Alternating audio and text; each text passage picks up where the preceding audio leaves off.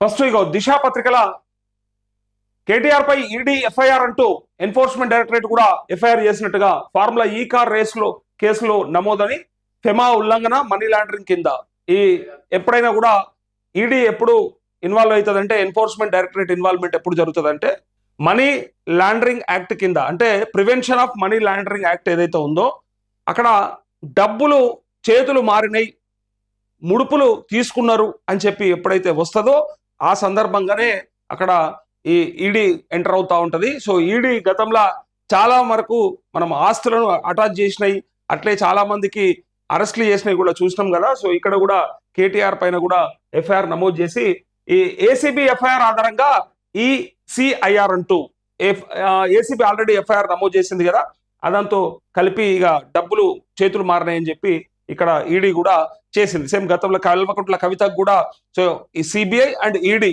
రెండు కేసులు ఎట్లయితే అయినాయో ఇక్కడ కూడా ఒక కేసు నుంచి ఇంకో కేసుకు తప్పించుకోకుండా ఒకవేళ దీంట్లో బెయిల్ వచ్చినా ఇంకో దాంట్లో బెయిల్ రాకుండా చేయడానికి వీళ్ళు ఇద్దరు ఒకేసారి వస్తారన్నట్టు. ఇట్లా ఇక్కడ దొరికిందని చెప్పగానే ఇక్కడ ACB anti corruption of bureau పట్టుకున్నది అని తెలవంగానే ఈ యాంటీ కరప్షన్ కి సంబంధించిన వాళ్ళకి ఎట్లయితే ఇన్ఫర్మేషన్ ఉంటుందో వెంటనే దీంట్లో ఇక మనీ లాండరింగ్ కూడా జరిగి ఉంటుంది కాబట్టి దీంట్లో ఈడీ ఎందుకు ఇన్వాల్వ్ కాకూడదు అనుకుంటుంది, వెంటనే ఈడీ కూడా ఇన్వాల్వ్ అవుతుంది.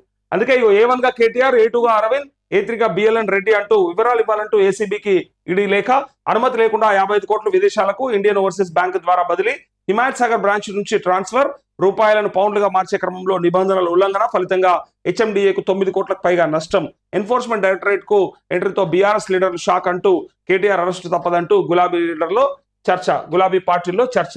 ఎట్టి పరిస్థితుల్లో అరెస్ట్ చేస్తారు. నేను నిన్న కూడా చెప్పిన కేటీఆర్ అరెస్ట్ అయితే కేటీఆర్ కు బీఆర్ఎస్ కే లాభం తప్ప కాంగ్రెస్ కి ప్రజలకు ఏమీ లాభం లేదు. ప్రజలకు కూడా అసలు అవసరమే లేని ముచ్చట ఇది. కానీ ఇక్కడ అవినీతి జరిగింది వెనకేసుకొస్తారా అంటే ఆ అవినీతి ఏంటిదో మొత్తం బయటకి అయితే రావాలి కదా. ఓన్లీ ఆరోపణలు అండ్ అక్కడ ట్రాన్స్ఫర్స్ జరిగినప్పుడు వచ్చిన ఈ ఫైన్ ఏదైతే ఉందో ఆ ఫైన్ వల్లనే ఈ టాపిక్ తప్ప మరి నిజంగానే మరి అది ప్రభుత్వానికి సంబంధించినటువంటి అంశం కాబట్టి ఇంకాస్త లోతుగా చర్చించాల్సిన అవసరం ఉంటుంది. ప్రభుత్వ నిర్ణయాలు కాబట్టి అదేమి ఒక వ్యక్తి నిర్ణయం కాదు, అప్పటి ప్రభుత్వము అప్పటి మంత్రి కాబట్టి. సో ఇదే మాట హైకోర్టు కూడా చెప్పింది. హైకోర్టు కూడా ఒక వ్యక్తి నిర్ణయం కాదు అది, ఆ వ్యక్తి ఎవరు ఆనాటి మంత్రి ఆ శాఖకి దాంతో పాటు ప్రభుత్వం కాబట్టి సో ప్రభుత్వ నిర్ణయాలను లోతుగా చర్చించాలి, లోతుగా చూడాలి తప్ప అంత ఈజీగా అనడానికి లేదని చెప్తూ ఈ 30వ తారీఖు దాకైతే అరెస్ట్ చేయొద్దని చెప్పారు. ఎందుకంటే క్వాష్ పిటిషన్ వేసిండు ఈయన, క్వాష్ పిటిషన్ వేస్తే దానిపైన విచారణ ఉన్నది. సో అయితే ఆ విచారణ ఉన్నది కాబట్టి అంతలోపు అరెస్ట్ చేయకూడదని చెప్పి హైకోర్టు చెప్పినట్టుగా ఇంకొక దగ్గర ఇక్కడ వార్త వచ్చింది. ఇక్కడ చూడండి, 30 వరకు అరెస్ట్ చేయొద్దు, కేటీఆర్ విషయంలో ఏసీబీకి హైకోర్టు ఆదేశాలు, మాజీ మంత్రి క్వాష్ పిటిషన్ లంచ్ మోషన్ లో విచారణ ఉంది, తదుపరి విచారణ 27 తారీఖు వాయిదా ఉందన్నట్టు. ఈ 27 తారీఖు వరకు వాయిదా ఉంది కాబట్టి లంచ్ మోషన్ లో విచారణ చేస్తారట.